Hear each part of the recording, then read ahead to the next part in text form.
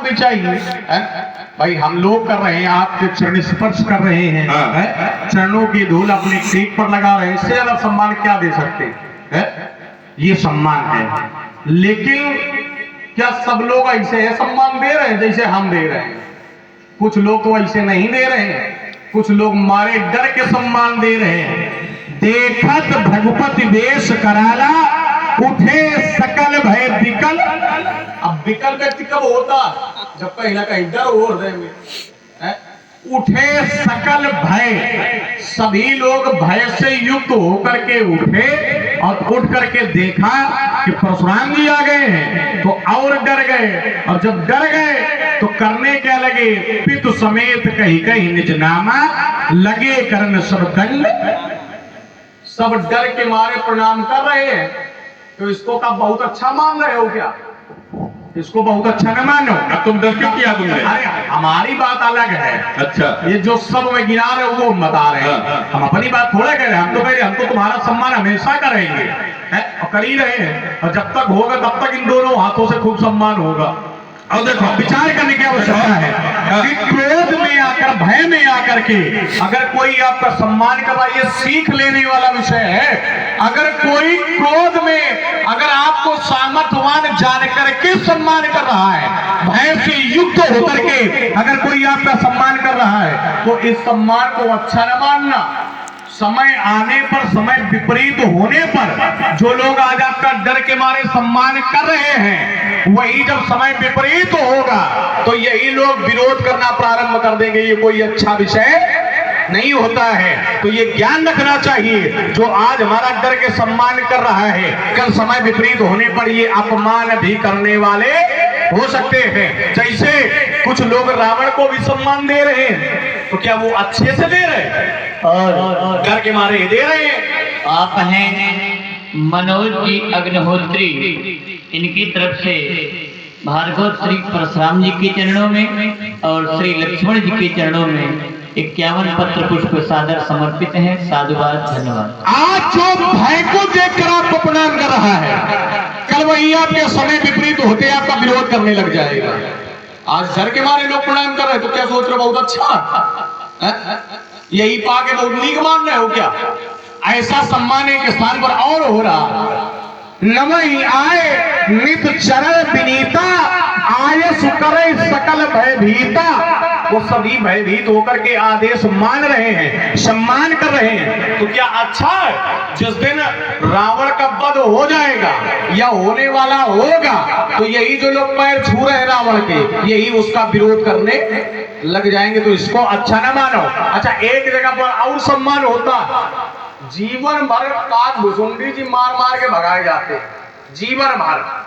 लेकिन एक समय और आता है जब बुला बुला के भोजन कराया जाता है। तो इसी को संत कहते हैं, दिन 10 आदर पाई के कर ले वो आप बखान, जो लगी काग सराहत पक तो लगी। तो जब तक श्रद्धा पक्ष है तब तक सम्मान हो रहा काग भुसुंडी जी का, और जहां श्रद्धा पक्ष खत्म तो फिर वही क्रिया।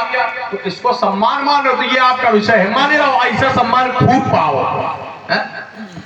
अब देखो, उदाहरण देने वाले की बुद्ध शुद्ध होनी चाहिए। उदाहरण देने वाले की बुद्ध शुद्ध होगी तो जो से उदाहरण दे पाएगा। हमारे वो उदाहरण रावण का दे रहे हैं, तो कितने बुद्ध के शुद्ध नहीं है भाई। एक दुष्ट का उदाहरण साधु के ऊपर लगा रहे हैं। तुमने हमें प्रणाम किया है क्या? रावण को प्रणाम किया तुमने? करोगे? क्योंकि दुष्ट है वो, हमें तुमने किया प्रणाम, तो उसका उदाहरण हमारे पर न लगा। तभी तुम कहते जो तो है मन में आ, तुम झोंके पड़े हो गए, झोंके ना अंतर हो रहा। अब देखो, बता रहे लोगों ने डर के कारण प्रणाम किया है। जो राजाओं ने प्रणाम किया है वो डर गए इसलिए प्रणाम किया है। ये बताओ, हमने किसको डराया क्या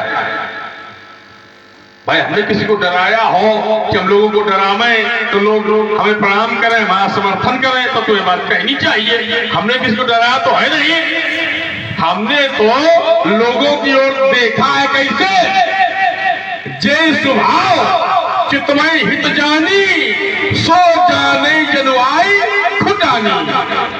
हमने लोगों की ओर देखा है कैसे कि लोगों का हित हो जाए। क्यों बाबा जी? भाई हमने लोगों को देखा है तो डराने के लिए नहीं देखा है, हमने इसलिए देखा है कि हमारे देखने से लोगों का हित हो जाए। और यहाँ उपस्थित लोग समझ रहे हैं कि हमारे सामने भाई मृत्यु खड़ी है, तो हमारा क्या दोष है?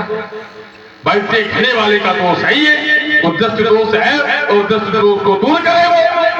और फिर सिंह होता है जंगल में दहाड़ मारे, सिंह जंगल में दहाड़ मारे और जंगली पशु डर जाते हैं।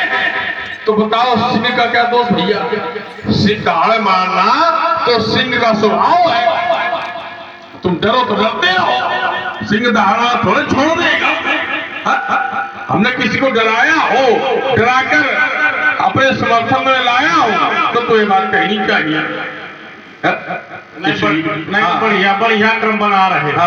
देखिए, हमारा विषय जो बना था वो ये नहीं था कि आपकी और उनकी समानता हम कर रहे हैं, ये नहीं कर रहे हैं। आपकी और रावण की समानता हम कर ही नहीं सकते भाई, हम क्यों कर रहे हैं? क्या आपको निशाचर मान रहे हैं क्या?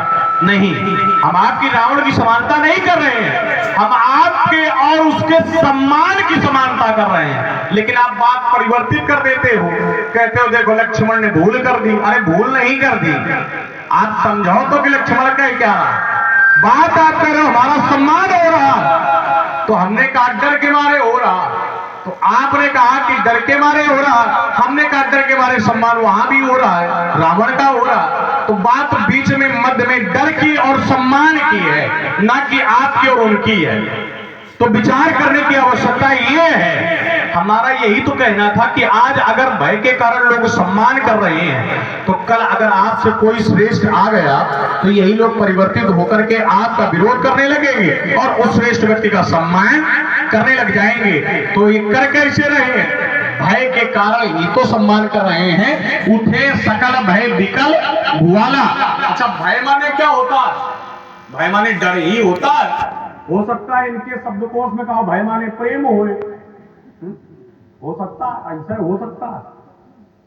भय मारे भय से युक्त होकर के राजा आपको देख रहे हैं और डर के मारे पितु समेत कहीं कहीं निज नामा लगे करण सब दंड प्रणाम। अच्छा, थोड़ा और विचार करें। उदाहरण दिया, बोले सिंह अगर जंगल में दहाड़ मारे तो अन्य पशु भयभीत हो जाए, तो इसमें सिंह का क्या दोष है? हाँ बिल्कुल ठीक है। लेकिन अगर वही सिंह किसी सभा में आ जाए, किसी ग्राम में आ जाए और भले वो हाथ जोड़ के कहे कोई भागो नहीं, हम किसी को मारेंगे नहीं, हम डरावने दिखते लेकिन हैं नहीं, तो क्या कोई मानेगा? अरे जबरदस्ती के उदाहरण जहां बना वही झोंक दे खाली। विचार करने की आवश्यकता है। जैसे किसी के यहाँ भयंकर विषधर निकला हुआ है, अब फुसकार मार के वो ये कहे कि कोई भागो ना, हम किसी पे प्राण नहीं लेंगे, और बार बार फुसकार मारे तो व्यक्ति क्या करेगा? वहां रुकेगा कि निकलेगा? भले वो न डरवाए, फुसकारे मार रहे, उसी में लोग डर रहे, तो अब इसमें ये कहने लगो कि लोगों का दोष है, उसमें विषधारी का नहीं है। तो देखिए, जहां स्थान और स्थिति देख करके व्यक्ति का सम्मान परिवर्तित होता है। जैसे किसी सभा में यदि सर्प का आगमन हो जाए तो लोग डरने लगते हैं, लेकिन अगर वही सर्प का आगमन भगवान शंकर के शिवलिंग में हो जाए तो क्या लोग डरते हैं? उत्तर मिलता है नहीं डरते हैं। जैसे किसी सभा में सिंह आ जाए लोग डरने लगेंगे, लेकिन अगर वही माता जी को लेकर के आवे तो क्या लोग डरते? लोग बुलाते हैं कि शेर का सवार होके आ जा, तो बुलाते हैं। तो स्थान और स्थिति ये अगर परिवर्तित हो जाती है तो व्यक्ति का अपमान और सम्मान परिवर्तित हो जाता है। बात ये है, अब आप कहीं लोग डरा नहीं रहे, साक्षात यमराज बने खड़े हो और कहीं लोग डरा नहीं रहे। जय सुभाए चितवा ये तो जानी, सो जाने जनो आयु फुटानी। अब ऐसे बने हो कि किसी की ओर देख लेते तो वो सोच लेता हमारी मौत आ गई है। तो इसमें लोगों का दोष क्या है भाई? भाई अगर किसी की ओर देखोगे, बड़ी बड़ी आंखें निकालोगे, तो क्या सोचेगा कि बहुत हित करना चाहते होगा। अब सामर्थ्यवान हाथ में फरसा लिए हो, अब कोई व्यक्ति कोई अस्त्र शस्त्र ले करके किसी की ओर बड़ी बड़ी आंखें करके देखा है, अब पूछे कहो ये किसने किया है, तो वो ये कहेगा कि तुम हमारे द्वारा बचाने आए हो। है? वो तो खुदा भयभीत होएगा, तो स्वाभाविक है। तो यही लोग कर रहे हैं, तो इसमें लोगों का दोष थोड़े है। तुम अगर हाथ जोड़ के पूछते कि धनुष तोड़ने वाला कौन है, मैं बता दूं, तो कोई डरते थोड़े आपसे, आपको प्रणाम करते। लेकिन जब आंखें निकाल के पूछोगे, देखाओगे और फिर कहोगे हमारा स्वभाव है, तो स्वभाव से लोग डर रहे, इनका दोष है। तो इनका दोष नहीं है। अगर इनका दोष है तो ये हमसे काहे नहीं डर रहे है? हमसे तो नहीं डर रहे, इसलिए दोष आप का है। इसको मानो, इसको स्वीकारो। अच्छा तो आए बात तो आए बात नहीं मानूंगा मैं। ना मानो कसम का भेष ही नहीं सही है, आंखें दिखा रहे हो, जबकि हमारा भेष कैसा शांत भेष। और आगे करनी हमारा भेष शांत है कि नहीं, ये बताओ। अच्छा आगे आओ, बढ़ाओ थोड़ा। शांत भेष है हमारा, और शांत भेष को देख के सब डर रहे हैं। ये शांत भेष देख के डर रहे हैं, भेष को देख के डर रहे हैं। हमारा क्या शांत भेष देख कर नहीं डर रहे हैं, ये देखा तो भगवत भेष कराला। अब कराला हमारे शांत होता है क्या? कराला भेष कैसा होता? क्या शांत भेष होता? अच्छा एक क्षण, तुमने कौन सा भेष देखा है?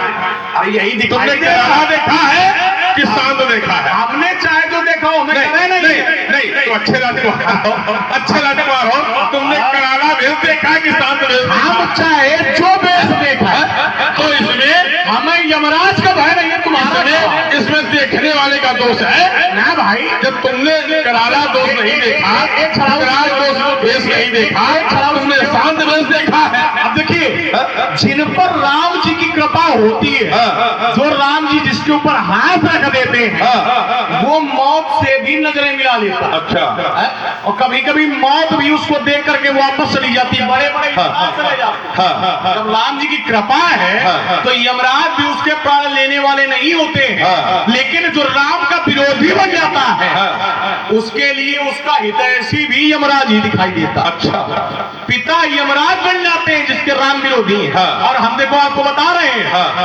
धनुष छोड़ने वाले के जितने लोग विरोधी हैं उन्हीं को आप यमराज दिखाई दे रहे हैं। और जितने राम जी के समर्थन में हैं, जितने लोग धनुष तोड़ने वाले के समर्थन में हैं, उन सबने आपका भय अगर कहीं माना हो तो बता दें। अब देखो, तो ये तो अच्छी बात हो गई हमारे द्वारा। अच्छी बात क्या? ये बात तो हमारे द्वारा अच्छी हो गई भैया। क्या अच्छी हो? जो राम जी का विरोधी है वो हमारा विकराल रूप देख रहा है, और जो राम जी का भक्त है वो हमारा शांत वेश देख रहा है। तो राम जी का विरोधी हमसे डर रहा है, राम जी का विरोधी हमसे डर रहा है। डर रहा कि नहीं डर रहा है? तुम्हारी बात नहीं ठीक, तो तुम हमारा विरोध क्यों कर रहे हो? फिर तुम्हारा विरोध क्यों कर? कहना क्या चाहते हो ये स्पष्ट करो पहले। समझो बेटा, बुद्ध लगाओ। समझे वाली कोई बात है? बहुत महीन बात है बेटा ये, बहुत महीन बात है। जो राम का विरोधी है, जो राम का विरोधी, वो हमसे डर रहा है। ठीक है, तो हम राम के कौन हो गए? राम के कौन होगा? हाँ, हम राम के समर्थक है, विरोधी है। समर्थक होना चाहिए, नहीं होना चाहिए है ही नहीं यहाँ पर। यहाँ होना तो चाहिए, तो चाहिए शब्द है ही नहीं यहाँ पर। चाहिए शब्द कोई स्थान ही नहीं है भाई। देखिए कृपया अपने आप को पर्याय आप छोड़ रहे हैं। देखिए परिवर्तन फिर कर रहे हो आप। परिवर्तन तो हमें कह रहा, तुमने कहा है जो राम का विरोधी है वो आपसे डर रहा है। तो हम राम के कौन हो गए? हम राम के समर्थक हो गए। समर्थन सभी है, हम राम के समर्थक हो गए। ठीक। फिर तुम्हारा का है झोरे। अरे कहना क्या चाहते हो ये तो स्पष्ट करो भाई। तुम कब पकड़ गए हो? नहीं पकड़ थोड़े गए ना, पकड़ वाली कोई बात नहीं है। देखो बात चोट जो करो वो स्पष्ट करो, सीधी करो, तब तो अच्छी बात है। अब ये करना क्या, कहना क्या चाहते हो? हम कहना ये चाहते हैं कि तुम भी राम के विरोधी हो। हम राम के विरोधी? हम सिद्ध करेंगे बेटा। अच्छा सिद्ध कर लो, फिर मैं बताऊं। तुम खड़े हो, बता रहे हैं। आप बताओ। रात को लक्ष्मण ने बड़ी चतुराई से कहा है, तो जानते हैं कि बोले राम पंडित झोंके राव जो मन में आ गए। इन्होंने कहा जो राम का विरोधी है वो आपसे डर रहा है। इसका अर्थ क्या हुआ कि हम राम के समर्थक हैं। भाई हम राम के समर्थक हैं तो राम से जो डर रहा है विरोधी है वो हमसे डर रहा है। ठीक। और हमारा जो विरोधी है, जो हमारा विरोधी है वो फिर राम का भी विरोधी हो गया कि नहीं हो गया? भाई राम का विरोधी हमसे डर रहा है, हमारा विरोधी। ठीक। और जो हमारा विरोधी है वो फिर राम का विरोधी हो गया। तो जब तुम हमारा विरोध कर रहे हो तो तुम कहां से राम के समर्थक हो गए हो बेटा? ये हमें बताओ। ऐसे करना चाहते, उत्तर यहाँ होना चाहिए ना। ये उत्तर यहाँ होना चाहिए। आप सुन तो ले, फिर तुम भी राम के समर्थक नहीं हो। सुन तो ले महाराज, विरोध करने का धरातल आपने बनाया, ये संबंध आपने जोड़ लिया। अच्छा। ये क्रम आपका जोड़ रहा, आप जोड़ रहे हो तुम्हारे कहे अनुसार। ये तो शांता नहीं ले, तो बोल ही ले। अच्छा। एक काम कर लो तभी बात समझ में आएगी। भाई धनुष तोड़ने वाले का देखिए, हमने कहा क्या था? हमने यही तो कहा था कि जो राम जी का विरोधी है, अर्थात कहीं ना कहीं मैंने ये प्रमाणित करने का प्रयास किया था कि उन्हीं को आप भयकारी मान रहे हैं, भययुक्त तो कर रहे हैं, जो कहीं ना कहीं राम के विरोधी हैं। तो अब जबरदस्ती क्रम जोड़ा कि हमारा और राम का संबंध एक है। अरे हम संबंध की बात करते हो, आप तो खुद ही राम हो, बस खाली दोष कहाँ है वो दोष हटा ले तो आप खुद राम हो। अब विचार करने की आवश्यकता है दोष कहाँ है, ये अभिमान रूपी परस हटा दो तो आप खुद ही राम हो। संबंध जोड़ने कोई आवश्यकता है क्या? सीधे सीधे राम है कि नहीं है? लेकिन ये परस हटा दो तो राम बन जाएंगे। तो तुम्हें संबंध न जोड़ा, तुम खुद ही राम हो, लेकिन परस हटा दो तो आओ। एक जोड़ोगे एक तो देखिए हम छत्री भी हैं। और अगर हमारे स्वामी का कोई अपमान करेगा या छत्री को कोई ललकारेगा तो क्या छत्री शांत बैठेगी? ना, बिल्कुल शांत नहीं बैठेगी। यही हम भी कर रहे हैं। अच्छा, ये कर रहे हैं। विरोध करने कोई आवश्यकता नहीं है। बता रहे आप भी राम हो, बताए फिर पकड़ में आगे देखो। ये बस निकलते रहो थोड़ा थोड़ा। बता रहे हैं आप भी राम हो, लेकिन आपके पास ये 5 रुपया ईमान है, इसका त्याग करो। एक बार बताओ, जो राम है, राम और ईमान एक जगह रुक सकते हैं? राम अभिमान एक जगह टिक सकते हैं क्या? कैसे नहीं टिक सकते। कैसे नहीं टिक सकते? जहाँ राम तहाँ काम नहीं। अब देखो अंतर कर दिया। रुको देखो, रुको, बीच न बोलो, थोड़ा अंतर कर रहे हो। कोई अंतर नहीं हो रहा। तुम्हें लग रहा है अंतर? अच्छा करो भाई। तुम्हें अंतर लग रहा है? जहाँ राम होंगे वहाँ पर अभिमान होगा ही नहीं। कैसे अभिमान है? हम बता रहे बेटा, हम बता रहे हैं। भगवान शंकर के हृदय में कौन था? राम। लेकिन वहां अभिमान को स्थान नहीं मिला है। और नाथ के मन में क्या था? अभिमान। वहां राम को स्थान नहीं मिला है। बताओ बेटा, अब तो हमें राम बता रहे हो और साथ में बता रहे हो अभिमान भी लिए हो। साथ में बता रहे हो अभिमान है तो राम न कहो या अभिमान न कहो। देखिए थोड़ा सा अंतर हो रहा है। थोड़ा सा अंतर ये हो रहा है। बोले उदाहरण आपने देना तो चाहा, जैसे हमने रोका तुरंत पलट गए। अच्छा, अब पलट गए। अब पलट फंस जाओ तो पलट गए। पलट तो गए हो, स्पष्ट पलट गए हो। इसमें मान लो बात, क्योंकि जैसा हमने टोका था सिद्धांत तो पढ़ रहे थे, जहां राम तहां काम नहीं। जैसे हमने कहा अभिमान बताओ, काम न बताओ, तो तुरंत पलटे। बोले लक्ष्मण जान गया कहीं ना कहीं पकड़े जा रहे। तो तुरंत पलटे, बोले भगवान शंकर के हृदय में देखो राम है और अभिमान नहीं है। तो भगवान शंकर तो स्वयं अभिमान है।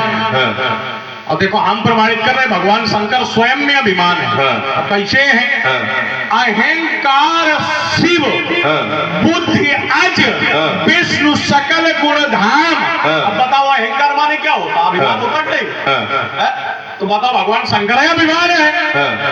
तो अभिमान जब अपने अंदर राम को बसाए हैं तो माला कैसे कर सकते हो? अच्छा, एक क्षण, बहुत बेटा, क्या बताएं तुमको? नहीं बताओ, क्या जो प्रमाण है वो मानो। अब बताओ बेटा, भाई इसका अर्थ केवल करो, प्रमाणित ना हो जाए। किसका अर्थ? अहंकार शिव, हाँ। बुद्धि अज, हाँ। विष्णु सकल गुणधाम। हाँ। अहंकार भगवान शिव है, हाँ। बुद्धि भगवान ब्रह्मदेव है, हाँ। और विष्णु जी सारे गुणों के धाम आएंगे। हाँ। अहंकार शिव है कि नहीं है? एक क्षण, एक क्षण, एक क्षण। रातो लक्ष्मण, तुम सुंदर हो। कोई व्यक्ति कहे मैं सुंदर हूँ, अभिमान है ये, अच्छी बात है।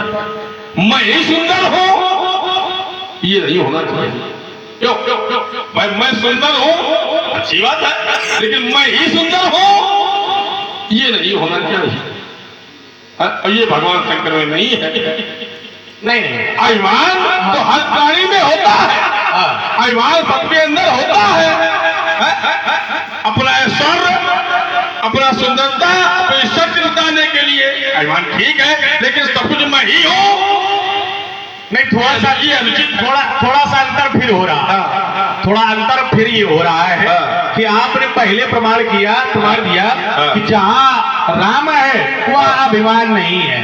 हमने प्रमाण पढ़ा कि भगवान शंकर स्वयं अभिमान है, अपने हृदय में राम को बसाए, तो दोनों एक स्थान पर हो गए। अब आप हमारी बात में फिर आ गए, बोले अभिमान सबको होता है, किसी को रूप का अभिमान है, तो बात तो हमारी ही कही रहे हो, कुछ अलग थोड़े कही रहे हो। तो अब देखिए इसमें बात ये ऐसे जुड़ सकती है कि अगर हम संसार में अभिमान करते हैं तो दोष है, यदि हम अपने राम पर अभिमान करते हैं तो दोष नहीं, ये गुण बन जाता है। और देखिए कैसे, जैसे सामर्थ्यवान अगर कोई कर्म करता है तो वो सद्गुण बनता है, और अगर कोई निर्धन या कभी कभी निर्बल के द्वारा ऐसा करके हो जाता है जो दोष बन जाता है। जैसे निर्बल व्यक्ति किसी से कहे तुम हमारी पूजा करो तो ये उसके लिए दोष बन जाएगा, लेकिन अगर सामर्थ्यवान के है आ जाए कहीं तो लोग पूजा करने लगते हैं, ये उसका गुण है, स्वभाव है ना। जैसे अग्नि, अगर कोई व्यक्ति किसी तत्व को छू ले अपवित्र को तो व्यक्ति अपवित्र हो जाता है, लेकिन वही सामर्थ्यवान अग्नि है, अगर अग्नि तत्व को छू लेती है तो क्या दोषमय होती है? नहीं, दोष मुक्त होती है, तब भी वो पवित्र है। तो ये सामर्थ्यवानों का लक्षण होता है। जैसे अगर हम कहें कि हमें अपने रूप में अभिमान है तो ये हमारा दोष है। अगर हम कहें हमें हमारे परिवार में अभिमान है तो ये हमारा दोष है। अगर हम कहें हमें धर्म में अभिमान है तो ये हमारा दोष है। अगर हम पद में अभिमान करें तो दोष है। अगर हम किसी काम में अभिमान करें तो ये हमारा दोष है। लेकिन अगर हम राम में अभिमान कर रहे हैं तो ये दोष नहीं है, ये सद्गुण बन जाता है। और एक भक्त भी कहता है कि राम जी हमारे स्वामी हैं, हम राम जी के दास हैं, ऐसा मुझे अभिमान है। और ये अभिमान न जाने पावे यही मैं चाहता हूँ, मैं अभिमानी होना चाहता हूँ। अस अभिमान जाए जनि भोरे, मैं सेवक रघुपति पति मोरे। राम जी मेरे स्वामी हैं और मैं उनका दास हूँ, ये हमें अभिमान है, और ऐसा अभिमान मेरा छूटना नहीं चाहिए। और उसका तो बात छोड़ो, राम जी पर अभिमान तो हमें नहीं, एक भक्त को नहीं, बल्कि प्रत्येक सनातनी को होना चाहिए, क्योंकि राम ही तो हमारे आदर्श हैं, राम ही तो हमारे सर्वस्व हैं, राम ही तो प्राण हैं, राम ही तो आधार हैं। तो अगर राम पर अभिमान नहीं होगा तो अभिमान होगा किस पर? सब राम पर ही है। तो जहां राम पर है, परमात्मा से जो गुण जुड़ जाता है वो गुण बन जाता है। अगर परमात्मा से दोष भी जुड़ जाता है तो वो गुण बन जाता है, दोष नहीं रहता है। इसलिए अगर अभिमान परमात्मा से भी है तो यह सद्गुण है, इसको ठुकराया नहीं जा सकता है। मैं अपनी वाणी को फिर भी राम दे रहा हूं। लक्ष्मण, तो हर बात हमें अच्छी लगी। यदि परमात्मा के प्रति अभिमान है, परमात्मा के प्रति अभिमान है तो अच्छी बात है। लेकिन रात को लक्ष्मण हर जगह अच्छा नहीं है, जैसे हर जगह भी अच्छा नहीं है, हर बात हर स्थान पर अच्छी नहीं होती है। अब एक संत अभिमान बस जा रहा है, अब भगवान के समक्ष है, वो भगवान के समक्ष है, और भगवान से क्या कह रहा है कि नारद कहा सहित अभिमाना, कृपा तुम्हारी सकल भगवान। अभिमान में कह रहा भगवान को समझ बताओ ये बात अच्छी है नहीं है। अरे अच्छी होती तो भगवान उसे बंदर न बनाते उन्हें देखो। इसे यह बात अच्छी नहीं रही, इसलिए भगवान ने अभिमान को समाप्त करने के लिए नाग को बंदर का रूप दे दिया। तो ये न कहा कि राम के समझ जाओगे अभिमान से रहित होकर जाओ। अब देखिए विचार करने की आवश्यकता है। जो संत लोग होते हैं, जो ज्ञानी लोग होते हैं, वो जानते परमात्मा तक पहुंचा कैसे जा सकता है। अच्छा। अगर मोह माया का फंदा है तो क्या परमात्मा तक पहुंचोगे आप? अगर पहुंचोगे भी तो परमात्मा कहीं ना कहीं आपसे दुराव बना लेंगे, दूरी बना लेंगे। लेकिन परमात्मा तक अगर पहुंचना है तो बड़ा सहज मार्ग है कि आपका मन निर्मल हो जाए, परमात्मा की प्राप्ति हो जाती है। अगर मन में कपट है, मन में छल है, मन में कुछ अभिमान है स्वतः के लिए, तो कहीं ना कहीं दोष है, तो परमात्मा की प्राप्ति नहीं होती है। जन्म जन्म मुनि यतन कराए ही अंत राम कहीं आवत नहीं। लोग जन्मों जन्मों तक तो यत्न करते हैं, लेकिन कभी कभी ऐसा होता है कि अंतिम समय में उनके मुख से राम नहीं निकलता है, या राम निकलता है तो राम आते नहीं है। विचार करने की आवश्यकता है। तो आवश्यकता ये है जिसका मन निर्मल होता है परमात्मा को वही तो पा सकता है। तभी तो सिद्धांत कहता है विचार करने की आवश्यकता है। मन यदि निर्मल है तो परमात्मा की प्राप्ति संभव है। जो निरंतर परमात्मा के चरणों से प्रीत करता है, परमात्मा में ही निहित रहता है, उसका मन निर्मल होता है, और निर्मल मन वाले को ही परमात्मा की प्राप्ति होती है।